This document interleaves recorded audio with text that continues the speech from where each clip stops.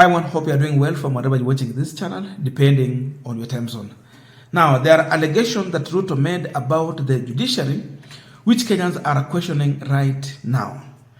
And it was clear that Uhuru Kenyatta's regime had a budget to bribe the judiciary. But for him, he don't have such kind of budget. He's going to deal with the judiciary decisively and deal with the issue of corruption. In fact, let me just quote him. Some people are telling me that because the previous administration had a budget for court bribes, I should also allocate funds for the same. There will be no money allocated for bribing the judiciary. Instead, I will finish corruption in the court. That is William Samoei Ruto. But you know what some Kenyans are interested in? It is not in William Ruto's lies, but it is in those people who believe in Ruto's lies. That is the big concern that Kenyans are having as of now. That for Ruto, lying is obvious. But the worst is that we have people who clap their hands when Ruto is lying.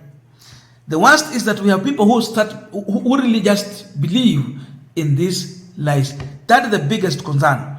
Above all, we check on how the court has been able to rule in different cases in the court against Uhuru Kenyatta. There are several things that Uhuru had in the court. You talk about BBI.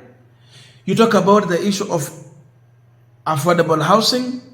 You talk about the issue of 2017 general election. You talk about the issue of 2022 is it general election, presidential petition in the court. All those things, when you talk about them. Then you look on how judges made their ruling. And you try to think what Ruto is trying to allege.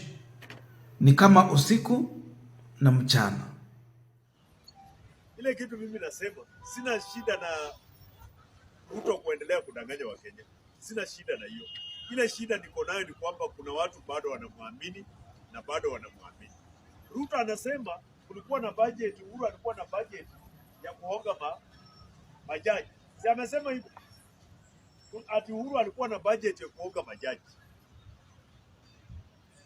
Na Uhuru wakati alikuwa rais, hii mahakama ilipitisha vitu mingi ya kupinga Uhuru. Vitu mingi sana. BBI, gani kile? Housing ya Uhuru, mahakama ilipinga. Mahakama ndio ilisimamisha housing ya Uhuru. Affordable housing. Uhuru akasema nimeheshimu. Mahakama ndio iliangusha BBI. Uhuru na Raila wakasema tumeheshimu. Mahakama ndio ilisema Ruto ameshinda uchaguzi vizuri. Raila na Uhuru wakasema tumeheshimu. But Ruto anadanganya Wakenya. Rais Ruto anadanganya Wakenya ati mahakama kuna watu wanaonga mahakama. Mtu kama Okiya Omtata akona pesa ya kuonga mahakama. Okiya Omtata akona pesa ya kuonga mahakama. Okiya Omtata. Unajua Rais Ruto amechukua bunge ameweka kwa mfuko, parliament. Ile kitu ilikuwa imebaki ni mahakama. Unajua parliament saa hii vile iko, ndugu zangu, Wakenya wenzangu, I'm telling you the truth. Vile bunge iko saa hii haitetei maslahi yenu. Hiyo bunge iko pale kutetea maslahi ya watu. But bunge yenye tuko nayo saa hii, the current parliament, the 13th parliament, is not there to represent the interest of the people. Iko kwa mfuko ya Ruto. Sasa ile kitu ilikuwa imebaki ni mahakama.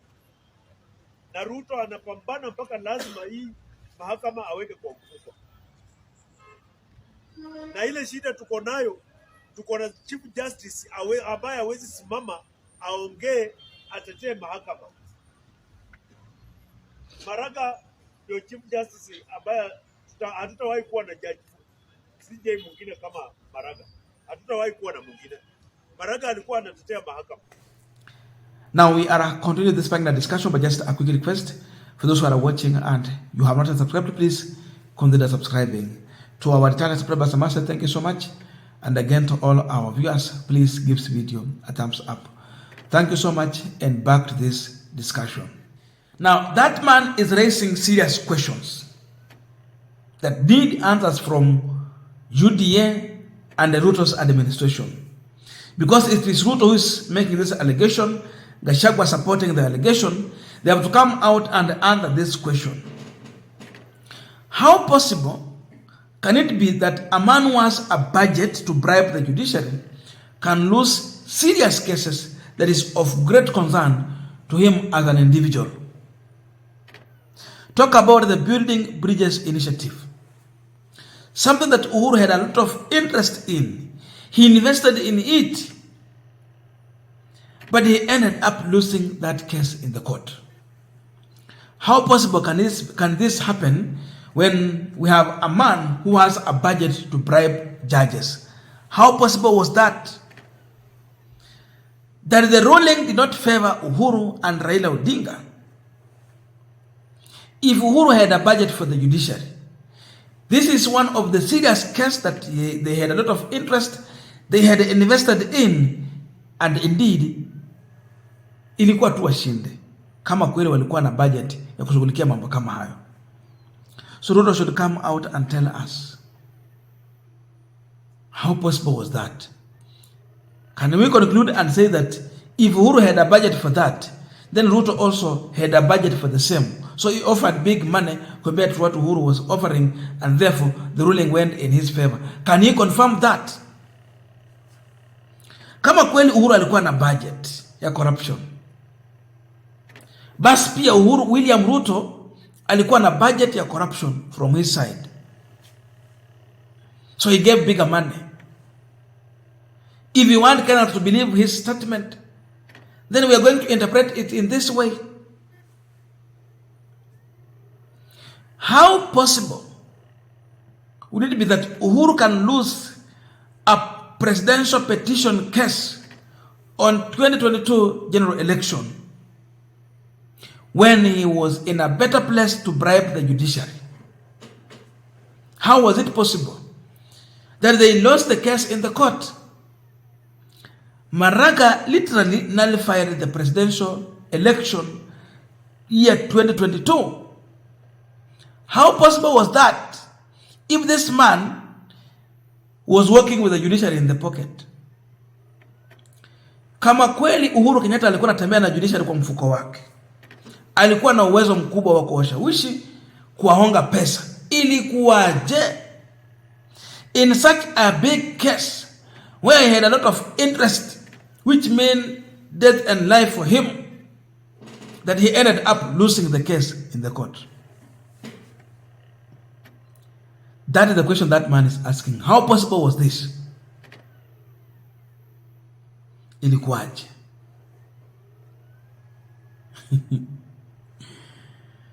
He has to come out and answer that question. But if he cannot challenge this, then we know his statement is just mere statement for politics, but not anything serious to do with that. Uhuru had a case to do with the affordable housing. The court had different views on the same. How possible was that Uhuru lost the case? If he had a budget for the judiciary, how did he lose that case? Wakuja watuambie. He lost it. But the difference between Ruto and Uhuru is that Uhuru would always accept the court decision. Not even accepting, respect. You might have a different view, but you respect. For Ruto, he has no respect for court decision or court orders. We have seen him defying court orders. Now, you come now to 2022 presidential election. The matter was taken to the Supreme Court. The case was heard, a decision was made, which was not in favor of Uhuru Kenyatta's candidate, Raila Odinga. How possible was this for the court to rule against Uhuru Kenyatta's wish when he had power and budget for the judiciary? That is the question. Ilikuwaje kama walikuwa na budget ya kulipa judiciary? Judiciary ikafanya uamuzi wakati Uhuru alikuwa bado ako kwa power. Uamuzi ambao ulifanya Ruto akuwe president. Na sio the person that Uhuru Kenyatta was supporting, Raila Odinga. How possible was this? Can we conclude using William Ruto's statement that Ruto offered big money to the judiciary to rule in his favor on the presidential petition of the year 2022? That he offered bigger money compared to what Uhuru was offering in his budget. So we can say that if Uhuru had a budget for bribing judiciary, so Ruto also had a budget to bribe the judiciary. Ya kwamba wote walikuwa na mpango wa to bribe the judiciary. Walikuwa na mpango mzima wa kuhonga mahakama. Sasa mmoja akawa akatoa kitita kikubwa cha pesa, mwingine akatoa kidogo. Or what do you want us to interpret in this? Nyinyi ndio, yeye ndiye amesema haya maneno. Sisi tutaweza kufafanua haya maneno kwa njia gani? That is my interpretation. So you find that it is either Uhuru did not have a budget for bribing the judiciary, or if he had, so Ruto too had the budget to bribe the judiciary. So judiciary was taking the bigger bribe. Or what should we conclude on this? In major cases, how can you lose when you have a budget? Those are the questions that Kenyans are asking now. And the conclusion here is that we are seeing a William Ruto who is working with the National Assembly in his pocket.